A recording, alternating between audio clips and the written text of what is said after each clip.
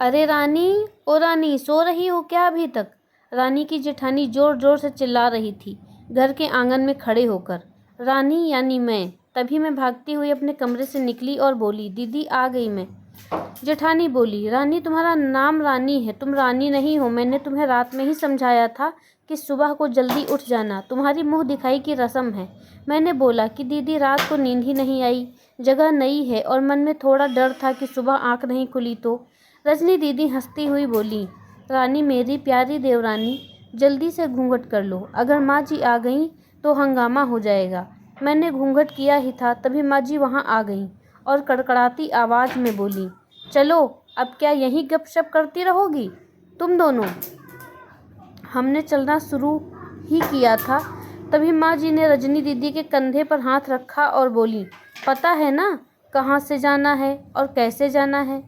माँ जी ने बोला कि जब भी कोई बड़ा तुम्हारे सामने खड़ा हो तो हमेशा घूंघट में रहना और कम से कम अपने बड़ों के सामने आना आना और बिना घूंघट के तो कभी नहीं। रजनी दीदी कुछ बोली ही नहीं, बस अपना सर हिलाकर हाँ बोल दिया। मैंने भी बस अपना सर हाँ में हिलाया। माँ जी के जाने के बाद मैंने पूछा, रजनी दीदी आप तो स्कॉलर हो और इन सब चीज़ों को कैसे निभाते हो? रजनी दीदी मुस्कुराईं और बोली कि मैं थारे जेठ जी से बहुत प्यार करती हूँ, इसीलिए अभी तक चुपचाप सब चीज़ें निभा रही हूँ। मैं कुछ नहीं बोली और चुपचाप रजनी दीदी के साथ घर के बाहर वाले कमरे में जाकर बैठ गई। वहाँ पर एक पड़ोस की आंटी जी बैठी थीं। वो बोली, यह कैसी बहू आई है? ससुर जी सामने खड़े हैं और ये यहाँ बैठी है। मुझे कुछ समझ ही नहीं आया। मतलब रजनी दीदी बोली कि आंटी जी अभी नई बहू है, यहाँ के रीति रिवाज सीखने में थोड़ा समय लगेगा। रजनी दीदी मुझे वहाँ से उठाकर मेरे कमरे में छोड़ गई। 6 महीने यूं ही छोटी छोटी चीज़ों में बीत गए। फिर एक दिन मैं राहुल के साथ साड़ी लेने गई। राहुल का फ़ोन आया और वो दुकान से बाहर बात करने चला गया।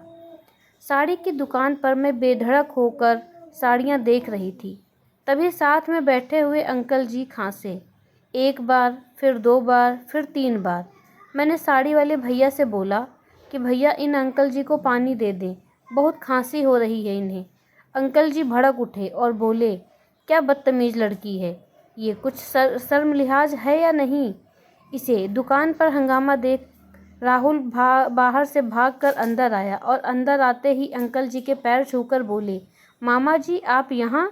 मैं घबरा के दुकान से बाहर निकल आई, एक लंबा घूंघट करके गाड़ी में बैठ गई। राहुल बाहर आया और गाड़ी में बैठकर गाड़ी बहुत तेज़ चलाने लगा। मैंने धीमी आवाज़ में बोला, गाड़ी बहुत तेज़ चला रहे हो, कहीं एक्सीडेंट ना हो जाए। हम घर पहुँचे ही थे तभी माँ जी ज़ोर ज़ोर से चिल्लाते हुए बाहर आईं, देखो आ गई ये रानी साहिबा, खानदान की इज्जत मिट्टी में मिलाकर। तभी रजनी दीदी आईं और बोली, माँ जी मेरे शादी को 6 साल हो गए हैं, मैं अभी तक मामा जी को नहीं जानती, ये कैसे जानेगी? माँ जी ज़ोर से चिल्लाई, देखो कैसे चपड़ चपड़ जबान चला रही है इस रजनी की कभी।